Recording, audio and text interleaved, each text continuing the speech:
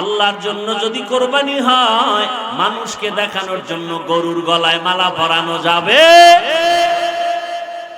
এই কথাগুলি কি বলার দরকার নেই? আল্লাহ হেদায়েত দান করুন। আল্লাহর জন্য কোরবানি, আল্লাহর জন্য বেঁচে থাকা, আমার আল্লাহর জন্য মরে যাওয়া, অর্থাৎ বেঁচে থাকা আল্লাহর জন্য মানে আমি হায়াত থাকা অবস্থা আমি আল্লাহর বিরুদ্ধে কোনো কাজ করব? আল্লাহর বিরুদ্ধে কাজ করা যাবে না। আল্লাহর অর্ডার হয়ে গেছে বাইতুল্লাহ ছেড়ে মদিনায় যাও। মায়ার নবী বাইতুল্লাহর দেওয়াল ধরে কাঁদে আর বলে, রে বাইতুল্লাহ, জন্মভূমি ছেড়ে যেতে মনে চায় না। আমার মায়ের দেশ, আমার বাবার দেশ, আল্লাহর ঘরের দিয়ে তাকাইলে সওয়াব। এত বরকতের ঘর ছেড়ে মদিনায় যেতে মনে চায় না রে বাইতুল্লাহ। কিন্তু আমার বংশের লোকেরা থাকতে দেয় নাই। নবী কান্না করে করে বিদায় হয় আর বলে, বাইতুল্লাহ, আজ আমি বাধ্য হয়ে যাইতেছি, আমার মাওলার আদেশ। তবে এমন একদিন আসবে, বিজয়ের পতাকা নিয়ে বাইতুল্লাহ তোমার সামনে হাজির হব।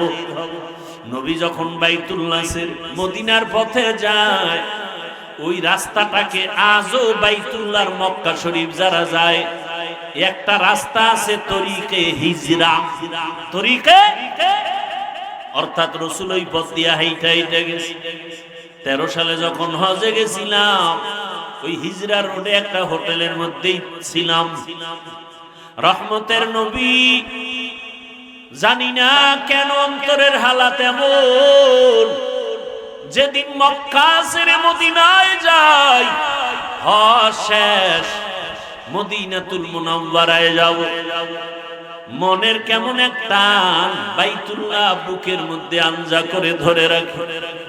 কিন্তু আমার মাওলার হুকুম, রহমতের নবী যায়, আবার মাঝে মাঝে পেছনে বাইতুল্লাহর দিকে ফিরে ফিরে তাকায়।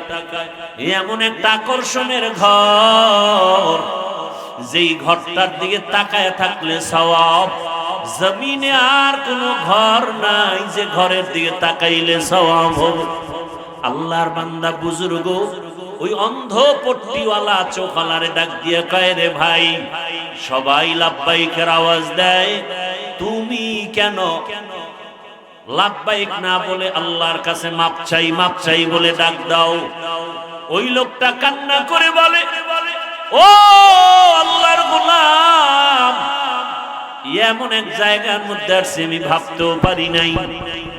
আমি তাওয়াফ করতেছি, তাওয়াফ করতেছি, তাওয়াফ করতেছি, ডানে মহিলা, বামে নারী, সামনে পেছনে নারী। নারীরা চেহারাটা ঢেকে রাখবে, চেহারায় যেন কাপড় না লাগে। দূরে ক্যাপ বানাইছে, ক্যাপ দিয়া কাপড় দিয়া চেহারা থাকবে ঢাকা, অর্থাৎ ইহরাম অবস্থায়, তাওয়াফ অবস্থায় ভিন্ন পুরুষ যেন চেহারা দেখতে না পারে। চেহারায় কাপড় লাগবে না, তবে একটু দূরত্ব বজায় রেখে কাপড় দিয়া রাখবে, যাতে ভিন্ন পুরুষ যেন চেহারা দেখে আকর্ষিত না হয়। কিন্তু অনেক মহিলারা তাওয়াফের সময় ইহরাম অবস্থায় চেহারা খুলে খুলে তাওয়াফ করবে, কাপড় লাগবে না মনে কইরা পুরা চেহারাটায় কাপড়ই পরে না, খোলাই না। বাইতুল্লাহ শরীফের ইমাম, ইমামুল হারামাইন শরীফাইন আব্দুর রহমান আস-সুদাইস, তিনি কঠিন ভাবে বয়ান করেছেন। জুমার বয়ানে বলেছেন, কি আবার নিয়ত করেই তো আসছেন যে আপনি ঈদুল আজহার নামাজ পড়তে যাচ্ছেন, বাস নিয়ত শেষ। রাসূল কয় এটাই যথেষ্ট, আপনি চালাকি করেন কেন? অনেক ইমাম সাহেব একটা পেছে ফালায় দেয়, হুজুর বাংলা নিয়ত করেন। ইমাম সাহেব যদি না করে তো পরের জুমায় কেন না চাকরি শেষ। কারণ শিয়ালের হাতে মুরগি দেওয়া, তো শিয়ালের হাতে মুরগি দিলে যাওয়া, সুদখোর ঘুষখোরের হাতে মাদ্রাসা মসজিদের চাবি দিলে তো তাই হয়। কথা ঠিক না? বড় কঠিন অবস্থা। মানে বাংলা নিয়ত যদি হুজুরে না খায়, এই জন্য 2 দিন আগে এটার আবার মুখস্থ করা লাগে। বাংলা নিয়তটা কি করবে? বলবি ঈদুল আজহার অজিব নামাজ 2 তাকবীরের সাথে, এই ইমামের পেছনে না 6 তাকবীরের সাথে? এই ভুল কিন্তু একবার হয়েই গেছে, 6 তাকবীর আর 2 তাকবীর। চিন্তা করছেন, এই আকাম, এটি আকাম না, এটি আকাম। আল্লাহর সাথে তামাশা করা, এটি ইসলামের মধ্যে তামাশা। রাসূল বলেন তোমার কলমের নিয়ত হয়ে গেছে, রাসূলের কথার উপরে আপনি চালাকি করেন কেন? মানে ইমাম সাহেবরে পারে না, খালি পেশায়, খালি হুজুরের আটকাইতেই পারে না। একদিন হুজুর মুসা নবীর মান নাম ডাকেন, হুজুরে মুসা নবীর মান নাম এটা হঠাৎ করে কি মনে আসে না? হুজুরে কয় আগামী জুমায় বাইরে গিয়ে এই জন্যই মসজিদে বেশি আইনি। হুজুরে এলিমি না, এর পিছনে নামাজ পড়ে লাভ। কিরম কিছু চালাক আছে না, বয়ে বয়ে হুজুরকে ভুল ধরবে। আল্লাহ হেদায়েত দান করে। একজনে হুজুরের একটা মাসালা জিজ্ঞেস, হুজুর এই একটা পেশ পড়ে গেছি কোরবানির মধ্যে, এই কোরবানির একই ভাগে আর এক ভাগে আকিকা কোরবানি কি একসাথে দেওয়া যাবে? হুজুরে বলার আগে পণ্ডিত পাশে একটা বই, আম্মা তুমি জানো না? কোনো সমস্যা নেই। হুজুরে পড়ছে বিপদে, হুজুরে জানে সমস্যা আছে। ওই সোরায় আবার হুজুরের কি হুজুর ঠিক আছে না? হুজুর যদি ঠিক নাই তো ওটা তো সেক্রেটারি, সভাপতি লাগবে পেয়ে চাকরি লইয়া। এরকম পণ্ডিত আছে না নাই? আল্লাহ হেদায়েত দান করেন।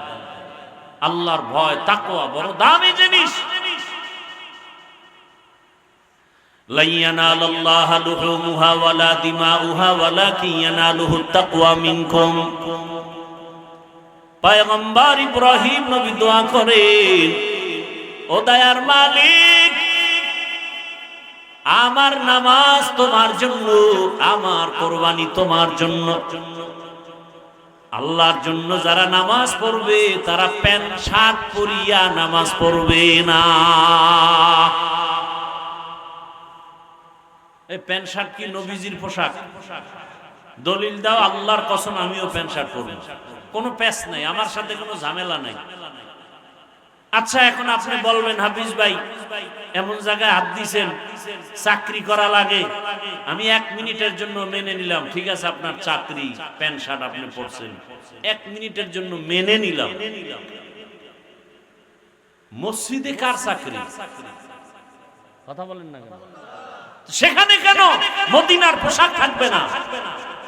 আল্লাহর ঘরে কেন রাসূলের পোশাক থাকবে না? আবার ময়লা পোশাক নিয়ে যাইব, নতুনটা নিয়ে যাইব বেআইনের সাথে মোলাকাতের জন্য। হ্যাঁ, নিজের মায়ের বাপেরে সালাম দেয় না, বেআইনের সামাইকুম। বউরে সালাম দেয় না, শালিরে কয় সামাইকুম। তোর উপরে ঠাডা ভরু, হেকাও আলাইকুম, তোর উপরে আগে ভরু। সালাম দেয় সামাইকুম। আইএ পাস, বিএ পাস, সব পাস করছে, আসসালামু আলাইকুম এটা কইতে পারে। এরপরে মাকে সালাম দিবে দেয় না, বাবাকে দিবে দেয় না, যেখানে সওয়াব এখানে দেয় না, বউরে দেয় না, বেআইনেরে দেয়, শালিরে দেয়। বেগানাকে সালাম দেওয়া জায়েজ নাই। সালামে মোহাব্বত বাড়ে, আউলা জাউলা মোহাব্বত তো উল্টা পাল্টা হয়ে যায়। আর মোবাইল আইসা তো এখন হ্যালো সালাম নাই, হ্যালো সালাম নাই, সালাম শেষ, হ্যালোতে সালাম বন্ধ করে দিয়েছে। আজকে থেকে ইনশাআল্লাহ আমরা সালামের সুন্নাতটা চালু করি। আর বাথরুমে ঢুকতে সালাম, বেআইনের সালাম, স্বাস্থ্য বোনের সালাম, এই যুবকেরা মামতো বোনের সালাম, মাকে সালাম দিব, বাবাকে সালাম দিব, মুরব্বীদের সালাম দিব। কি ইনশাআল্লাহ? কি সালামটা কি হবে? আসসালামু আলাইকুম ওয়া রাহমাতুল্লাহ, এতটুকু বললে হবে। যদি পুরা না পারেন অন্তত এতটুকু, আসসালামু আলাইকুম। আসসালামু বলেন, বলেন আসসালামু আলাইকুম বলেন এবার একসাথে বলেন, আসসালামু, আসসালামু এক শব্দ, আলাইকুম আর এক শব্দ। আসসালামু আলাইকুম ওয়া রাহমাতুল্লাহ, রাহমা, বাস এতটুকু। আবার জবাব কি হইব? ওয়া আলাইকুমুস সালাম, ওয়া আলাইকুম আসসালাম, এটা একসাথে, ওয়া আলাইকুমুস সালাম ওয়া রাহমাতুল্লাহ, পারলে ওয়া বারাকাতু ওয়া মাগফিরাতু। বুঝেন না কথা? আল্লাহ এই সালামের সুন্নত, সুন্নত ছাড়া শান্তি নেই, দুনিয়াতেও নাই আখিরাতেও। নামাজ কার জন্য? ইব্রাহিম নবী দোয়া করলেন, আমার নামাজ আপনার জন্য হে মালিক। আল্লাহর জন্য যারা নামাজ আদায় করবেন এরা জামাতে সারা নামাজ আদায় করবেন না।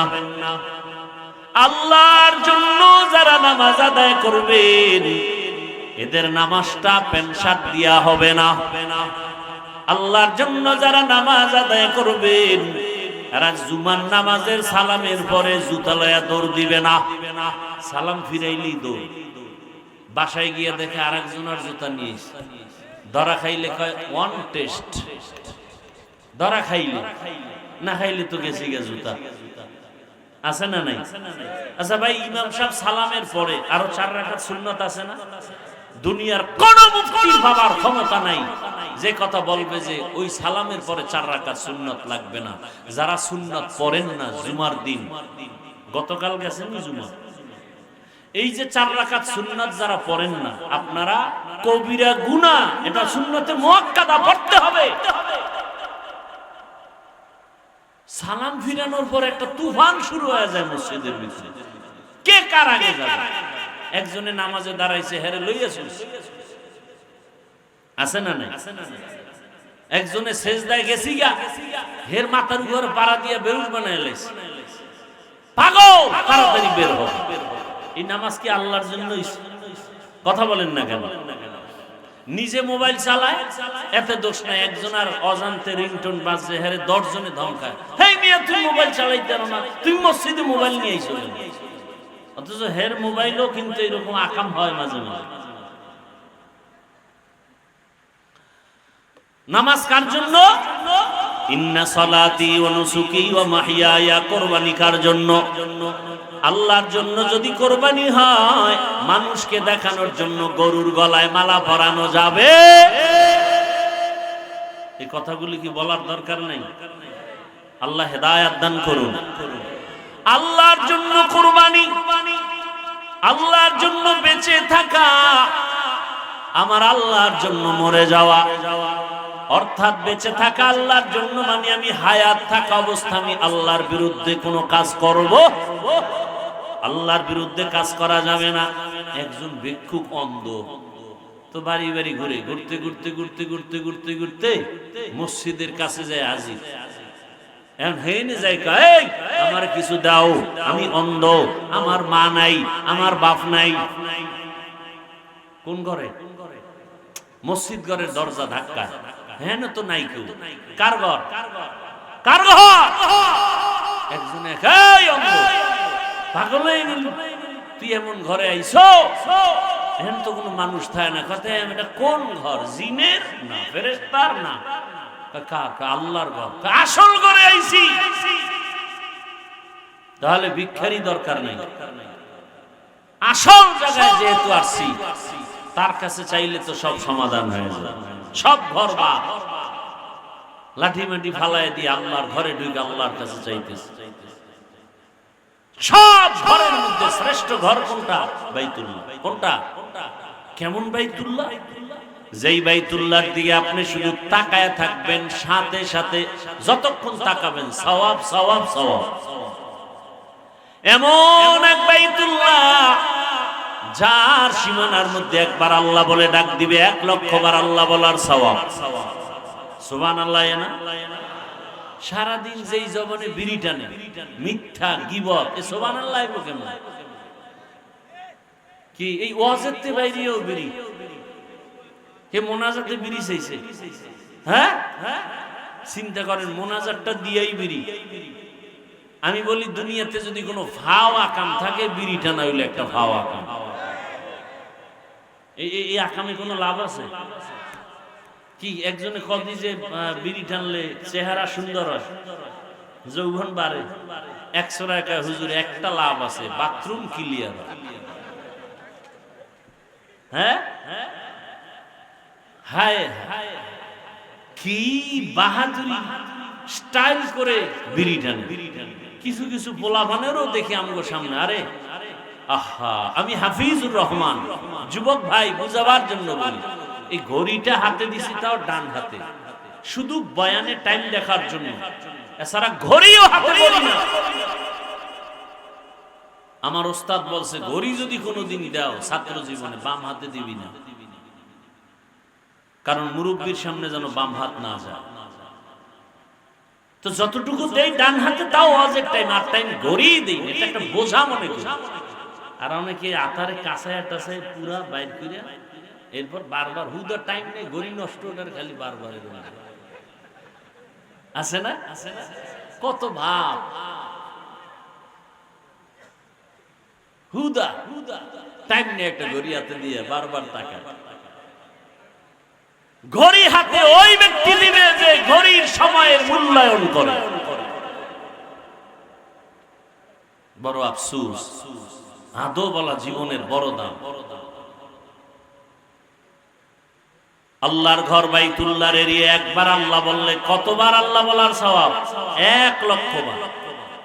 বাইতুল্লাহ এমন দামি ঘর, যেই ঘরের কিনারায় একটা সিজদা যদি দেয়, এক সিজদার বরকতে 1,00,000 সিজদার সওয়াব। কেমন জায়গা দেখছেন নি? ডাইনে নারী, বামে নারী, সামনে নারী, পেছনে নারী, মাঝখানে কি? বাইতুল্লাহ। এই হাজী সাহেবরা তওয়াফ করে না? কে বড় কে ধনী কোনো ভেদাভেদ নাই। রিকশাওয়ালাও যেই সূরাতে লেবাস পরা, ধনী লোকটাও ওই একই কাফন পরা। তার পায়ে জুতা নাই, বড় লোকের পায়ে জুতা নাই, মাথায় টুপি নাই। এদিকে নারী, ডানে বামে সামনে পেছনে নারী, সবাই ডাকতেছে কারে? এক আল্লাহর বান্দা বলে, আমি তাকাইয়া দেখি সবাই চিল্লায় চিল্লায় বলে লাব্বাইক আল্লাহুম্মা লাব্বাইক লাব্বাইক লা শারীকা লাকা লাব্বাইক ইন্নাল হামদা ওয়ান নি'মাতা লাকা ওয়াল মুলক লা শারীকা লাক। এই সবারই আওয়াজ, সবারই আওয়াজ না। একজন লোক একটা চোখের মধ্যে পট্টি লাগানো অন্ধ, সে লাব্বাইক বলে না, সে বলে আল্লাহুম্মা গফিরলি, ও মালিক আমারে মাফ করে দাও। চোখের মধ্যে কি লাগানো? পট্টি লাগানো। ঘুরে আর ঘুরে আর বলে আল্লাহুম্মা গফিরলি, হে মালিক আমারে মাফ করে দাও।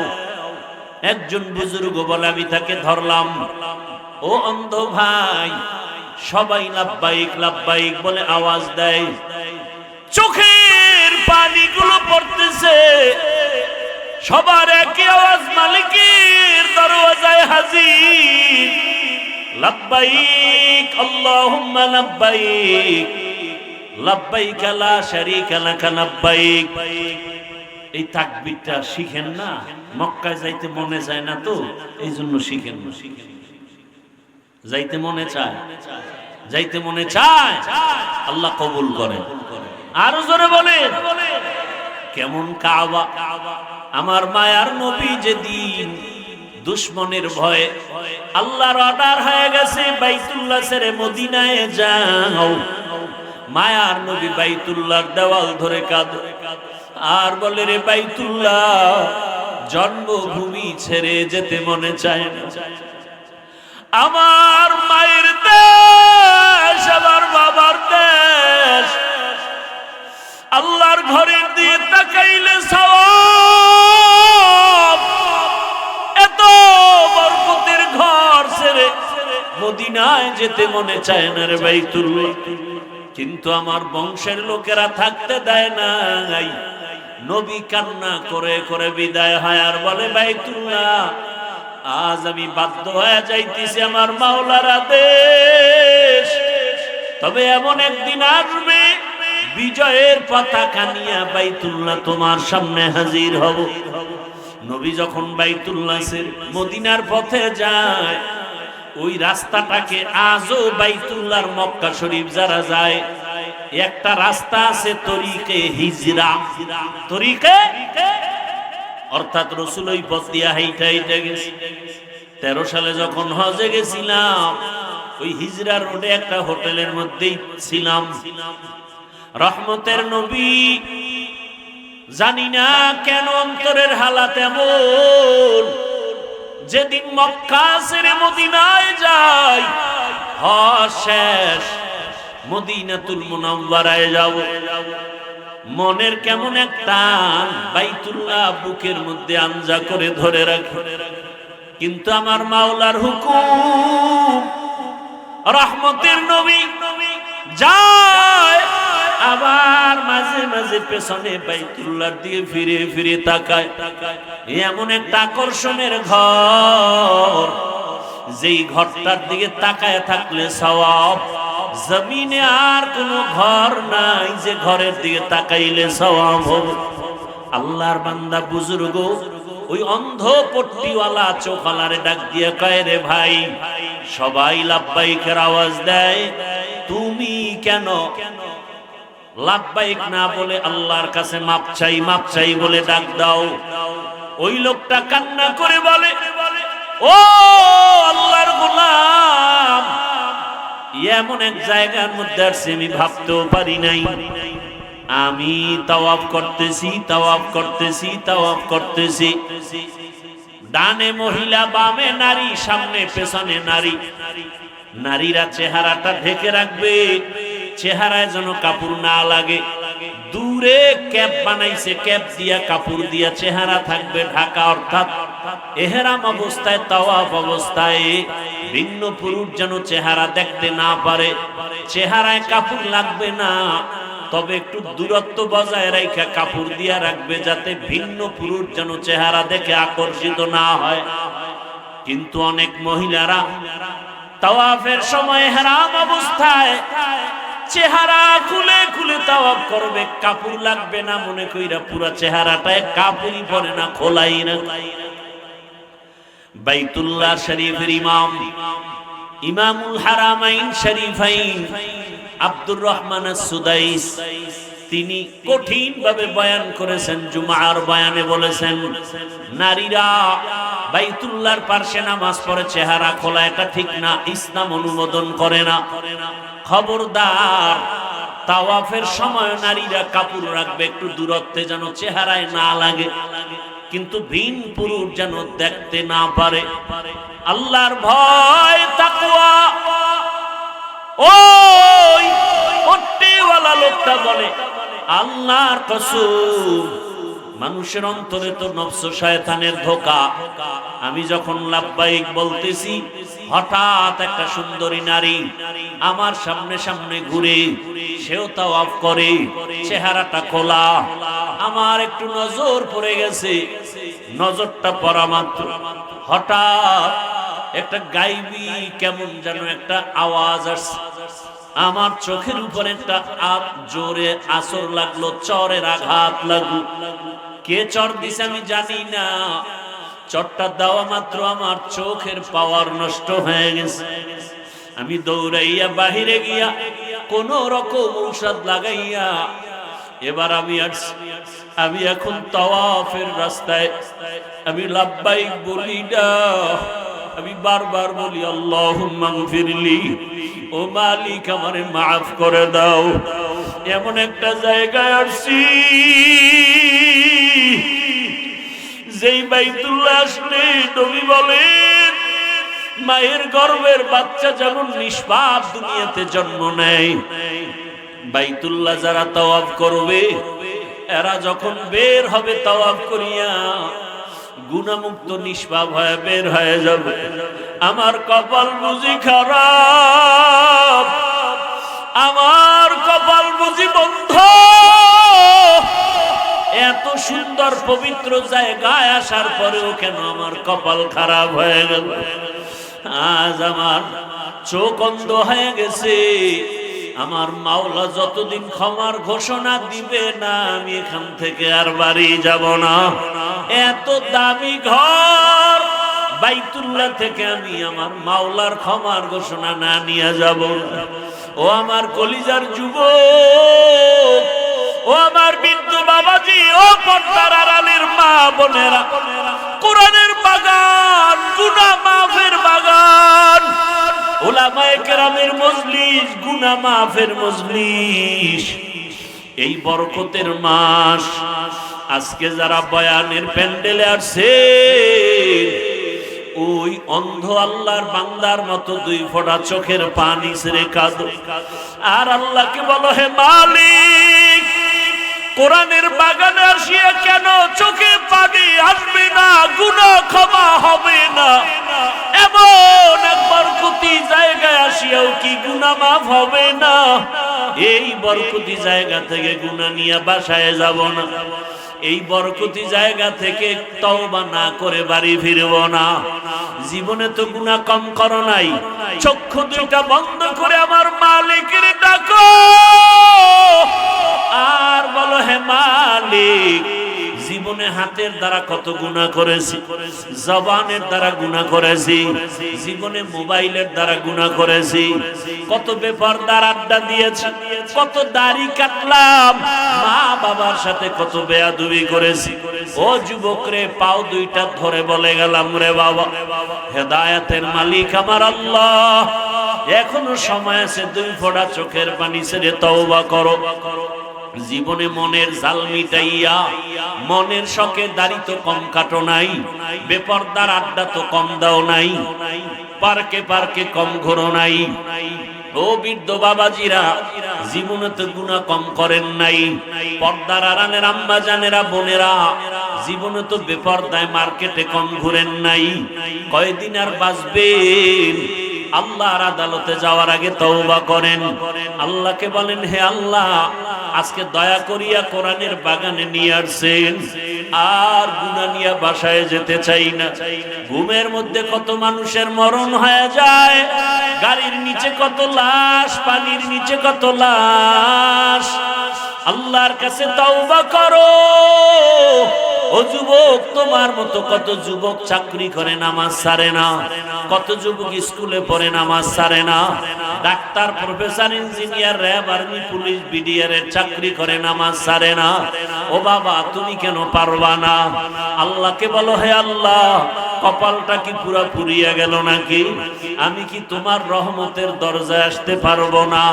এই রহমতের বাগানে আসছি, আজকে তওবা করলাম, আর দাড়ি কাটবো না, নামাজ ছাড়বো না, বেপরদায় চলবো না, মা বাবারে কষ্ট দিব না, মা বাবার সাথে বেয়াদবি করব না। উলামায়ে কেরামের দোয়া নিয়া, শিক্ষকের দোয়া নিয়া, উলামায়ে কেরামের পরামর্শ নিয়া নবীজির আদর্শ সুন্নাত মেনে চলবো। ও বাবাজিরা, আপনারাও দোয়া করেন, একটা নেককার সন্তানের মা বাবা হয় কবরে যান। সন্তান ডাক্তার হবে, তবে নামাজি ডাক্তার। সন্তানকে ইঞ্জিনিয়ার বানাবেন, নামাজ যেন পড়ে, কোরআন পড়ে, দোয়া করে, এমন ইঞ্জিনিয়ার। নেককার প্রফেসর, কত ডাক্তার নামাজ পড়ে, ডাক্তারি করে। আপনার সন্তানটাকেও নামাজিওয়ালা ডাক্তার বানায় যান, নামাজি কোরআন পড়নেওয়ালা প্রফেসর বানায় যান, নামাজি কোরআন পড়নেওয়ালা একজন ইঞ্জিনিয়ার বানায় যান। জীবনটা দুনিয়ায় ধন্য হবে, আখিরাতেও ধন্য হবে। যাদের অন্তর বড় কষ্ট, বড় নষ্ট, শক্ত হয়ে গেছে গুনার কারণে, আল্লাহর কাছে তওবা করেন। ও আল্লাহ, গুনার কারণে দিল শক্ত, চোখে বানি নাই, কান্নাওয়ালা চক্ষু দান করেন, আর তওবাওয়ালা জীবন দান করেন। খাঁটি অন্তরে যদি তওবা করা যায়, আল্লাহ জীবনের গুনাহ মাফ করে দিবেন। ও আল্লাহ, এই ময়দানের সবাইকে তওবাওয়ালা জীবন দান করেন, গুনাহ মুক্ত হইয়া ঘরে যাওয়ার তৌফিক দান করেন। আমিন। আলহামদুলিল্লাহি রাব্বিল আলামিন, ওয়াসসালাতু ওয়াসসালামু আলা সাইয়্যিদিল আমবিয়া ওয়াল মুরসালিন